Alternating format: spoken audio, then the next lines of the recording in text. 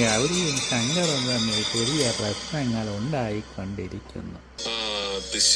ബാംഗ്ലൂരിൽ നിന്ന് വന്ന ഗംഗയുടെ പേരിലാണ് വടക്കുന്നാഥന്റെ ഇപ്പോഴത്തെ അരികിലെ പ്രശ്നം. പാർവതി ദേവി കഴിഞ്ഞിട്ടേ ഗംഗയ്ക്ക് സ്ഥാനമുള്ളൂ.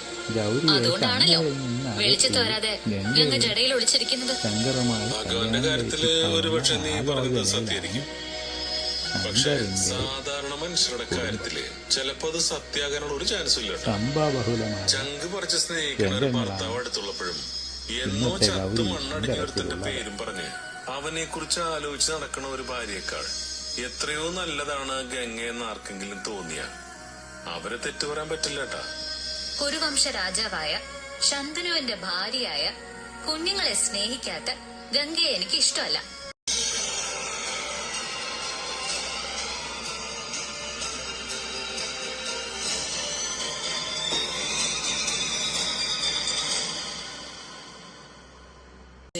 എന്റെ ശങ്കര് എത്ര സന്തോഷായി ജീവിച്ചേനെ. രാധമായി എന്താ അങ്ങനെ പറഞ്ഞേ? വേണിയുടെ കല്യാണം കഴിഞ്ഞു പോയതുകൊണ്ട് മാത്ര ഞാൻ ഇങ്ങോട്ട് വന്നേ. വേണി ഇവിടെ ഉണ്ടായിരുന്നെങ്കിൽ ഞാൻ വരില്ലായിരുന്നു. അല്ല മോളെ, നിങ്ങൾ തമ്മിൽ അത്രയും വലിയ ശത്രുത ഉണ്ടാവാനുള്ള കാരണം എന്താ? ഹായ്, ചുള്ളനായിണ്ടല്ലോ.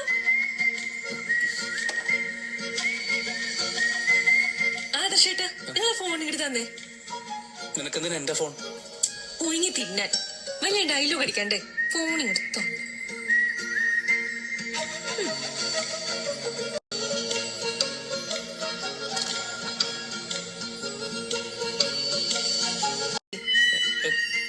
ഈ ഡ്രസ് ഒന്ന് ഊരന്നേ.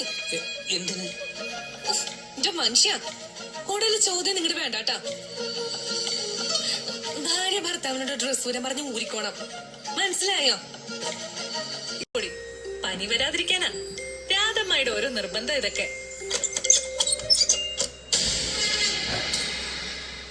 എന്റെ റൂം കാണണ്ടേ? വരുവാണോ? ശരി, ഇപ്പൊ അങ്ങനെയാ. ഞാനേ സന്തോഷവും സമാധാനമുള്ള ഒരു ജീവിതം ആഗ്രഹിക്കുന്നുണ്ട്. പക്ഷെ അങ്ങനെ ഒരു ജീവിതം എനിക്ക് തരില്ല എന്നുള്ള വാശിയിലല്ലേ നീ? പിടിവാശിയില്. നമ്മൾ ഒരുമിച്ച് സന്തോഷത്തോടെ ജീവിക്കാൻ തന്നെയാ ഞാനും ആഗ്രഹിക്കുന്നത്. പക്ഷെ നമ്മുടെ ആ സന്തോഷവും നമ്മുടെ ആ ജീവിതവും തല്ലിക്കെടുത്താൻ മറ്റാരും ഞാൻ അനുവദിക്കില്ല. നമ്മുടെ ജീവിതം ഒരിക്കലും നല്ല രീതിയിൽ മുന്നോട്ട് പോകരുത് എന്ന് ഏറ്റവും കൂടുതൽ ആഗ്രഹിക്കുന്നത് ധ്രുവൻ തന്നെയായിരിക്കും. ചിലപ്പോ എന്നെ വേദനിപ്പിക്കാൻ വേണ്ടി